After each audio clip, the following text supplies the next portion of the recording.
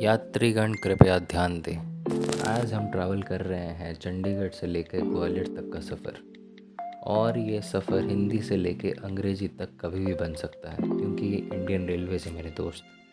क्योंकि ट्रेन में ट्रैवल करना सिर्फ एक पॉइंट से दूसरे पॉइंट तक जाना नहीं होता, बल्कि उसके बीच में हुई हर हरकत को जीना भी होता है।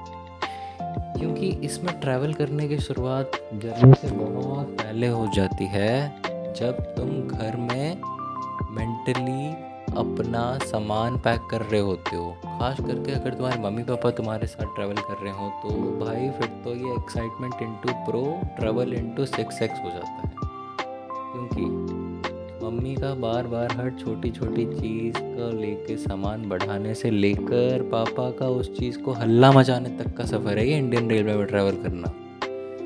वहाँ रेलवे स्टेशन पे जाके कूली से प्राइस नेगोशिएट करने से लेके ऑटो वाले की झपझप तक, वो है इंडियन रेलवे में ट्रैवल करना। बट फिर भी इंडियन रेलवे अपने आप में एक फीलिंग है, नॉस्टैल्जिया है, और ये हमारे जीन्स में एनग्रेव्ड है बहुत अंदर। फिर पिताश्री का ट्रेन के टाइम से कम 3 घंटे पहले स्टेशन पहुंचकर रेलवे स्टेशन को ही एयरपोर्ट वाली इज्जत प्रदान करने वाली जर्नी का नाम है इंडियन रेलवे में ट्रैवल करना। और इंडियन रेलवे हमारे साथ साथ इंडियन रेलवे भी बढ़ी हुई है, क्योंकि जब मैं पहली बार ट्रेन में बैठा था तब मैं गया था अनरिजर्व क्लास के लकड़ी के फट्टों पर बैठकर, जिसको कि डीजल लोकोमोटिव इंजन खींचा करती थी। खट खट खट खट खट खट खट खट और धुआं, बिल्कुल मतलब वो लगता था कि हाँ भाई बहुत एफर्ट लग रहा है स्टेशन और ट्रेन को चलने में। उसके बाद आई पहली बार स्लीपर क्लास में रिजर्वेशन करके ओवरनाइट जर्नी करने की बात की। वो तो भाई ऐसा फीलिंग था कि वाह, ट्रेन में रात भर भी रुक सकते हैं। इसको चलाता कौन होगा रात भर? वो ड्राइवर कैसे चलाता होगा? ये रात भर ट्रेन में कोई आ गया तो लाइट्स कैसे ऑफ होती होगी? हम सोएंगे कैसे? ओ, सोने के लिए ऐसे बर्थ ऊपर भी हो जाती है।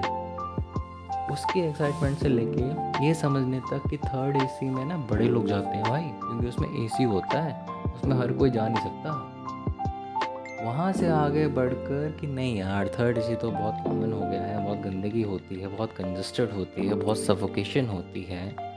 सेकेंड एसी में इन पर्दों में लगे हुए मिलने वाले प्राइवेसी तक को भी अपना बेसिक स्टैंडर्ड समझने वाली इस 20-25 साल की ज़िंदगी में हम अकेले बड़े नहीं हुए हैं, हमारे साथ साथ इंडियन रेलवेज़ भी बड़ी हुई है।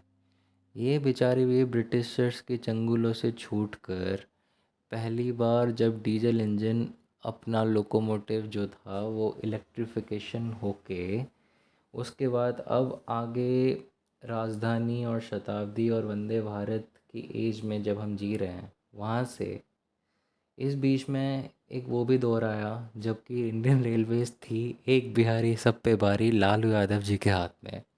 तब तो साला हर बिहारी ट्रेन में जो भी दिखता था उसको ऐसा लगता था टिकट, अबे टिकट का होता है बे, हम काहे ले टिकट, लालू यादव है रेलवे मिनिस्टर। मतलब उस टाइम भाई अलग ही फील होता था बिहारियों का रेलवे में। वहाँ से लेके अभी राजधानी शताब्दी और वंदे भारत की मॉडर्नाइजेशन से आगे हम एम कर रहे हैं बुलेट ट्रेन तक। तो इंडियन रेलवेज़ भी हमारे साथ साथ बढ़ी हुई है। और तुम जब भी रेलवे में इंडिया में ट्रैवल करोगे ना, तुमको अलग अलग फ्लेवर्स मिलेंगे। तुम चाहो ना चाहो तुमको हज़ार कहानियाँ ऑटोमेटिक सुनने को मिलेगी। तुम अपना आराम से बैठ के रेलवे में खिड़की में कहीं दूर देख रहे हो, वहाँ कुछ सोच रहे हो, उस बीच में तुमको साइड में आरएसी के दो बंदों के झड़कने की आवाज़ आएगी कि भाई मैं ऐसे सोऊंगा, मेरा भी आरएसी है, तेरा कंफर्म है, सर जी एडजस्ट कर लो। इन सब से लेके अगर जैसे मुझे साइड लोअर कंफर्म टिकट भी अलॉट हुई है, फिर भी मेरे दिल में एक खौफ है कि कभी भी कोई अंकल आंटी आएगी और बोलेंगे बेटा मेरे घुटने ख़राब है, और मुझको चाहते ना चाहते हुए भी उनको साइड लोअर सीट देनी पड़ेगी, जैसे कि उनका हक है। और मेरे पे सिर्फ अपर बर्थ की भीख की ही बौछार होगी ज़िंदगी भर। इन सब डर, एक्साइटमेंट और नॉस्टैल्जिया के साथ ट्रैवल करना इंडियन रेलवे में अपने आप ही एक फीलिंग है, जो कि कभी भी तुम लाख एयरपोर्ट या फ्लाइट में ट्रैवल कर लो वो रिप्लेस नहीं हो सकती है।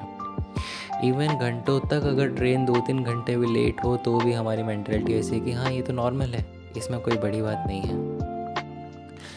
और अब इससे आगे ये तो अलग बात है कि हम अकेले ट्रैवल कर रहे हैं, अगर कहीं हम ग्रुप में ट्रैवल कर लें तो फिर लाख डोमिनोज़ हो, लाख IRCTC कैंटीन हो, लाख ई रेलवे के पार्सल्स तुम्हारे फ़ोन पे ऑर्डर करने से तुम्हारे सीट पे आके खाना डिलीवर करते हो, पर मजाल है कि तुम अगर 5 लोग साथ में ट्रैवल कर रहे हो और उसमें कोई तुम्हारी मम्मी चाची जैसी लोग हैं तो तुम कम से कम 10-15 लोग का खाना बना के ना लाओ और उसका एक अलग बैग ना बने, और उस बैग से कम तुम्हारे अलावा ट्रेन का साला आधा कोच भी तुम खाना खिलाओ।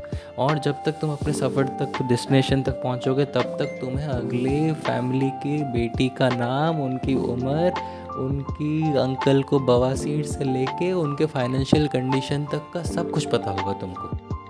अब इतना मिर्च मसाला फीलिंग तो में जर्नी थोड़ी होती है, ये तो सफ़र होता है भाई, और ये सफ़र ऐसी ही कहानियों से भरी होती है। और इन सब के बीच ये बहुत अच्छी बात है जो मॉडर्नाइजेशन हो गया है आजकल, कि जिसकी वजह से ना रिटायरिंग रूम हो गया है, क्योंकि retiring room are your hacks कि 4 AM nowhere to go, you can go to retiring room. Guys अभी बज रहे हैं सुबह के 4 और अभी अभी ट्रेन में पहुंचा हुई है राइट टाइम से 5 मिनट पहले, यानी लाइक इंडियन रेलवे जो कि हमें लेट पहुंचाती है। और यहाँ ग्वालियर का रिटायरिंग रूम जो है वो स्टेशन से बाहर इस सुनसान गली के अंदर आके है। ये है रिटायरिंग रूम, ऐसा बोला जा रहा है। अब जाके देखते हैं क्या होता है क्या नहीं।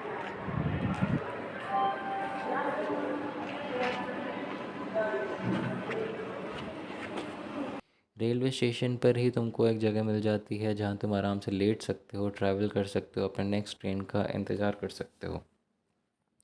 तो हाँ, रेलवे का सफ़र सिर्फ एक सफ़र नहीं होता, और इस सफ़र में ट्रैवल करते करते हम ग्वालियर पहुँच चुके हैं।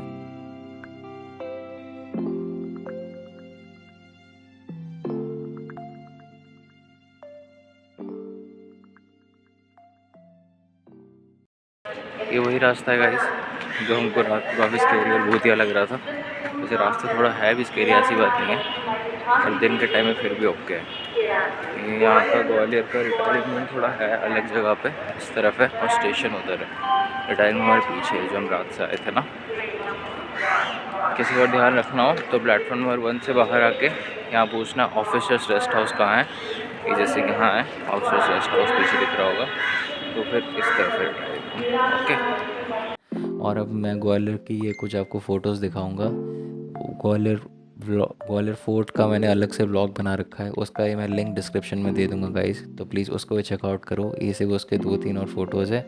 और हाँ गाइस, जैसे मेरे कुछ होते थे जब मैं बहुत छोटा होता था, कि जब मैं ट्रेन में ट्रैवल करता था कि मेरे को हमेशा खिड़की वाली ही सीट चाहिए, उसमें मैं पर्टिकुलर उस वाली खिड़की में बैठना चाहता जिस साइड में एक और रेलवे ट्रैक हो, ताकि आती जाती ट्रेन की क्रॉसिंग को मैं देख सकूं। मेरे सफ़र में मैं कितने ट्रेन को देखा उसका गिनती करना, हर स्टेशन पर स्टेशन मास्टर जब आके हरी झंडी दिखाता था तो उसको वेव करना। तो ऐसे हरकतें मेरी नॉस्टैल्जिया में है। आपकी ऐसे क्या नॉस्टैल्जिया है रेलवे स्टेशन और ट्रेन के सफ़र को लेके गाइस? आप प्लीज़ बताएं कमेंट सेक्शन में। Thank you guys.